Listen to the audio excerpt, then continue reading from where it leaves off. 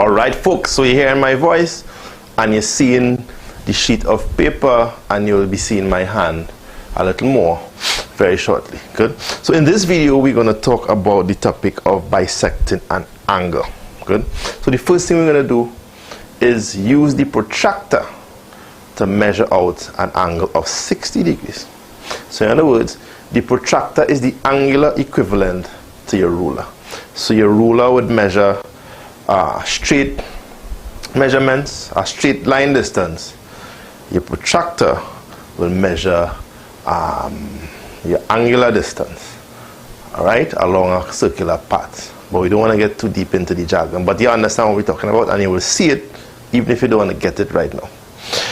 So again, we start off with the measurement of the angle by drawing a nice line. So in this case, this time we're going to use the short ruler, right, just to give you a feel for the use of all of your tools of your trade.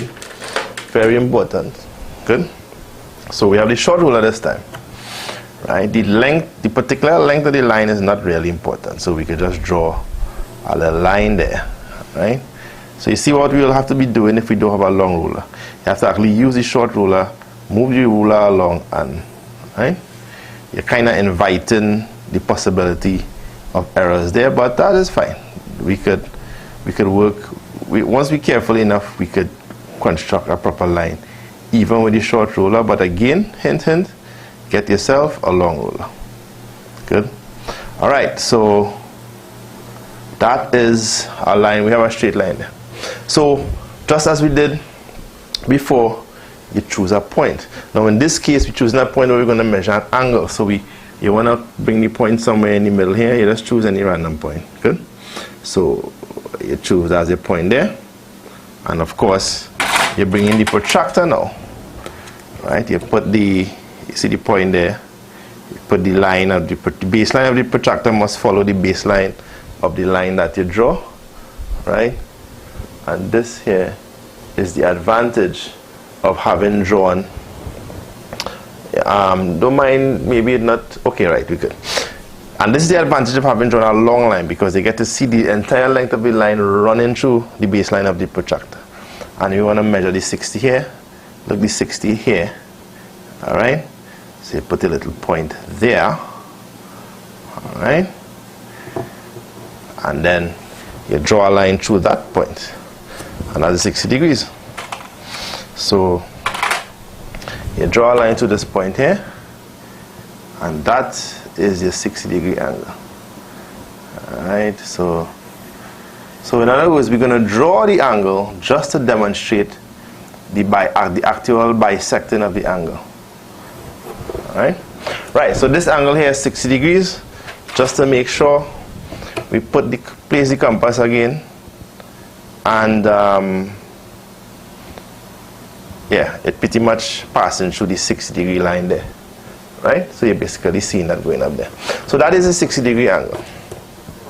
So at 60 degrees, we have one of the most common and important angles known to mankind.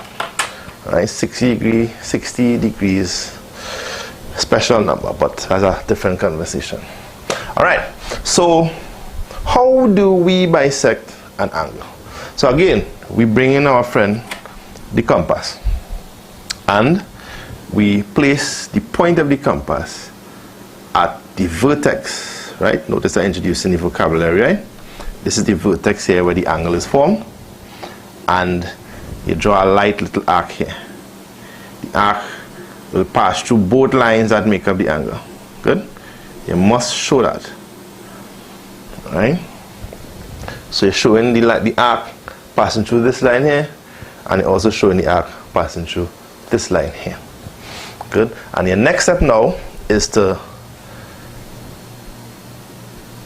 open the compass. Well, do you need to open the compass? Not necessarily. You don't even need to open the compass, but you could open the compass. So you could do it one of two ways. You could either, using the same length, the same distance in the compass, you place a point here. Right? Now the point mightn't be 100% perfect, but you get the point, pun intended, right? and you scribe a little arc here, and then you come here where the arc would have intersected the other line, and you scribe another arc here, right? And then all you do after that is to simply, okay, here the protractor just fell to the floor, right? All you do after that is to simply join this point of intersection to this initial vertex here. Alright, so let's see. Alright, right, and that's a bisector. So we expect this, the angle between this line and this line, to be 30 degrees. Not so? Well, let us measure it and see. So we take the compass and we place the point here, and look, pretty much we have 30 degrees there, right? Might be 30 and a half, 30.5 degrees or something. But look, you're seeing the line passing through the 30 degrees there. Good?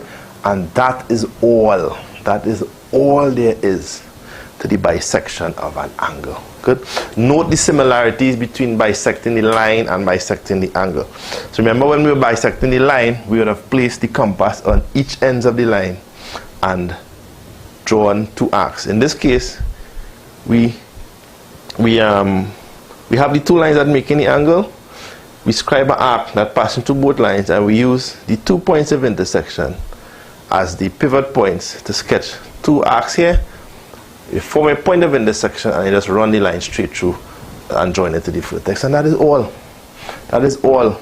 So with these two steps, the bisection of the line and the bisection of the angle, you're now in a position to move much further ahead in the topic of constructions. Alright, so that is it for now. There are more videos on this topic coming up. We have a couple other things to do, and then we're going to get into some questions where we actually revise in full questions, full shapes, etc., etc., etc. Alright, so until next time, see you.